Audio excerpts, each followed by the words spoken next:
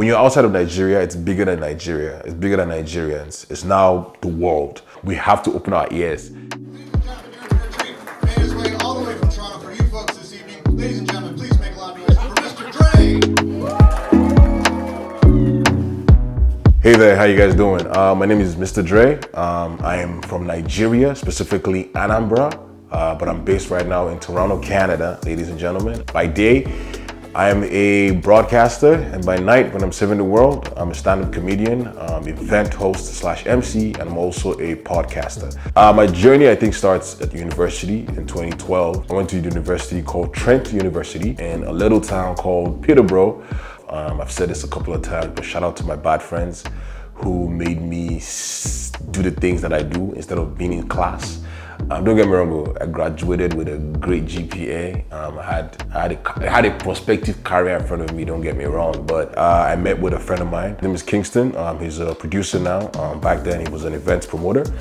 And we started putting on some of the events in Peterborough. We were the only ones organizing all the Afrobeat events at that point in time. So that started, putting me out there as an event host. But I wanted to do it bigger. And so I started putting on my own event, which is called the Rouge Affair. We just wanted to do an event like this that would just give, emerging talent in the city of Canada, specifically Ontario, awards, just to say, hey, you can sing small, come and collect award. You can dance small, come and collect award.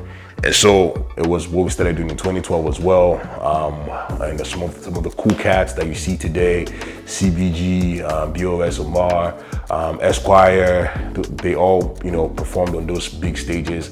And the idea of me doing the Rouge at that time in 2012 was to give artists a platform that they weren't able to get at that time. That, 2012 to 2016, certain venues were not opening doors to us. Like you would either go to a restaurant that was owned by an African and have your event there. So we didn't even have access to the clubs in 2012 like that. Like we had to rent out venues, banquet halls, if you wanted to play Afrobeats at that point in time.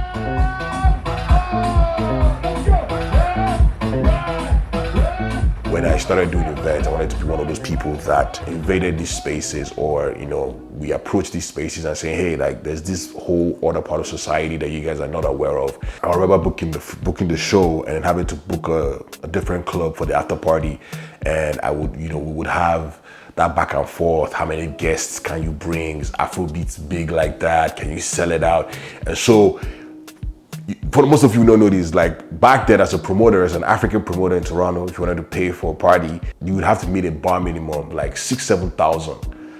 If you don't sell that in alcohol, you're on the hook for that. And so, that was us trying to put our necks out there saying, hey, we have the crowd for it. We will sell out this place. We guys will have a good time, and we will. Peace, no violence, no nothing. And so it was a very great time to see things transforming between then and now, where in Toronto we had to either make your own space to play Afrobeats and have Afrobeat parties, because it was not widely accepted. Only certain small places, very small places, that would say, hey, come have your party here. With entertainment, I'm just now figuring out what I really wanted to do in entertainment. For the longest while, it started off with me trying to please people with other people. I was putting on these events where I would bring music artists and I would put them on a stage and they would perform in front of an audience, and the audience would enjoy it. The artist will be like, oh, this is one of the best performances I've ever done. And so I had that audience already who knew me for producing events, who knew me for being in the music space, who knew me for being part of the music industry and knowing the ins and outs. But then I realized that I wanted to sort of focus on me, and then sort of focus on,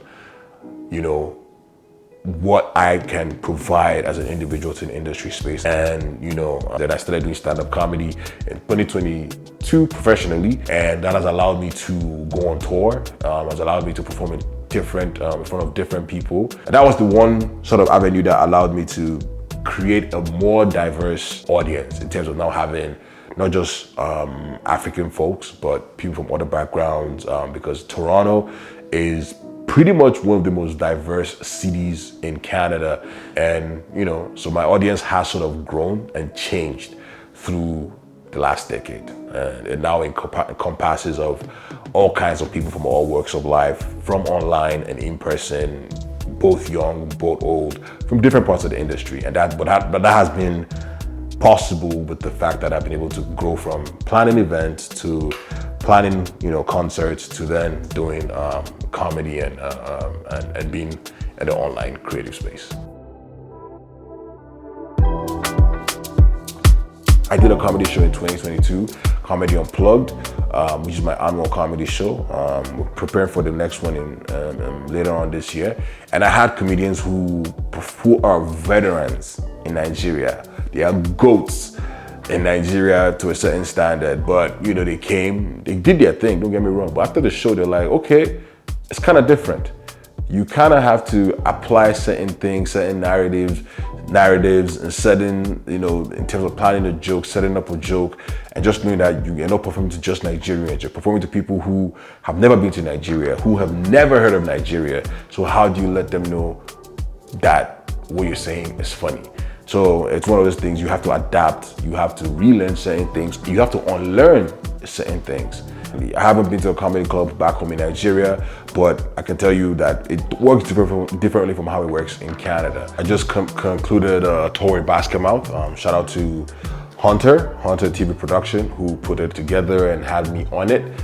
My style of stand-up comedy, which I'm very proud of, is very, very open to all kinds of culture and all kinds of people. But going to do Basketmouth, I had to relearn about Nigerian comedy, like Nigerian comedy, to be able to cater to the Nigerian audience. And so it was a fun experience. It was great. I learned. I also, taught them certain things about how we do comedy over here, which, because a lot of them, again, like the Basketmouth show, like I had said earlier on, these kind of shows are the ones that you'll only come for one. They'll come one time. Certain kind of people come to those shows, not just anybody, but certain kind of people that don't necessarily go out to the comedy clubs from Monday to Fridays. Don't get me wrong, there's a mix of them, but a lot of them are like the elderly, the people who left Nigeria 20 plus years ago and only remember Basketmouth from, way back. You know what I'm saying? So it was a fun experience. There was a lot of learning for me to do to be able to perform in front of them. And so, even though I'm Nigerian and I do have Nigerian experiences, I always have to consider that I'm in a room full of, other colored folks, other people from different races, and I'm able to do comedy that grabs in a different audience while educating them about my background. It just opens you to a room of a lot more opportunities that are beyond being Nigerian, being African. And that allows you to get into these spaces and inform them about our culture and let them know that, we're the shit. You got to learn about our culture because there's a lot to. Don't get me wrong. I think our culture. Especially in comedy, I think Africans are some of the funniest people in the world. That's why I don't like doing Nigerian comedy, because when you're going there as a comedian, the person coming to watch you that's African thinks they're funnier than you. Not that I don't like doing it. I'm just telling you that it's Nigerians are funny. Is what I'm trying to say. But yeah, we have to unlearn to be able to get into those spaces so that we can then inform them about what we are doing and bring them along, and then we just continue to amplify our culture, Afrobeats, and African entertainment.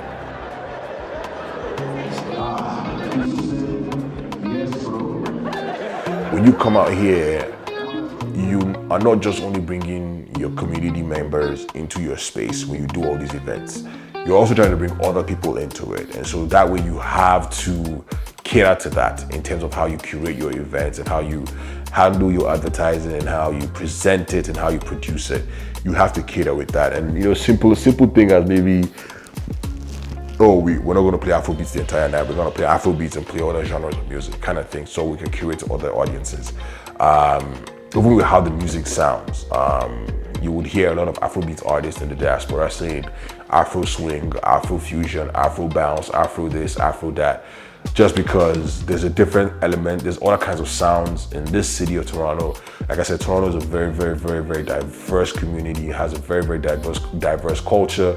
And so for you to be able to garner an audience that's very, very, very large, you have to blend different kinds of sounds within Afrobeats, and that's just the way it's gonna go. Certain songs in Nigeria will not work here. Certain songs here will not work in Nigeria. There's a time in Toronto where we only make sad music. And if you're making Afrobeat, it has to be sad Afrobeat music. If it's not sad, we're not listening.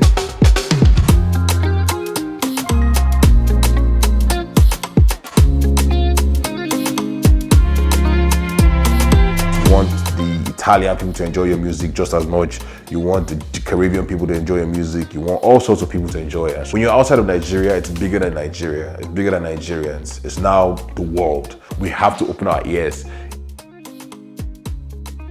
I think more comedians who come out from Nigeria should try and work with local comedians to push their brand, push the comedian's brand, and keep the culture very, very connected. That's something that we as entertainers, we as promoters and African event planners in Toronto need to kind of do more of, or foster more of. Find a way to find that balance where international people, international headliners, whether it's Whiskey, Davido, Basketmouth, Bovie, anybody coming in, can have some sort of relationship with the emerging ones, or the people that are just as big here.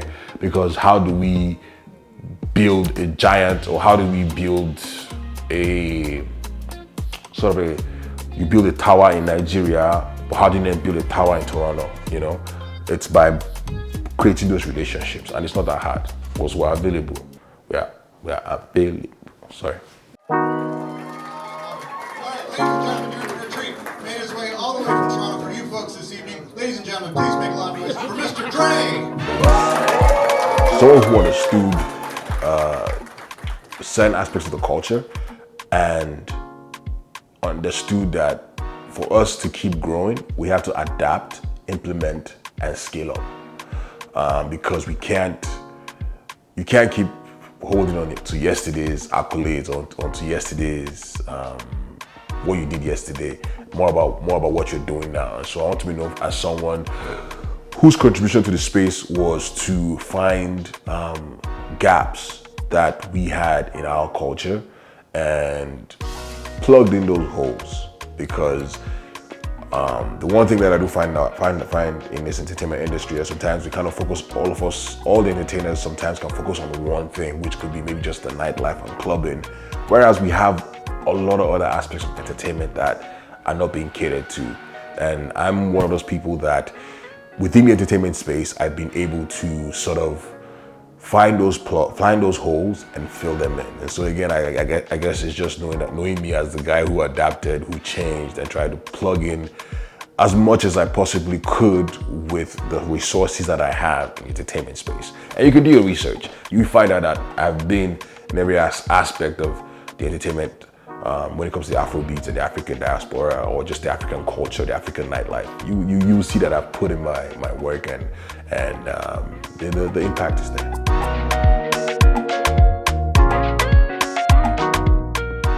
You need to learn from what I'm saying and implement it. I don't know why I want to tell you guys a joke, man. Why do you need to laugh? You don't need to laugh. If you want to see a joke, come see my comedy show.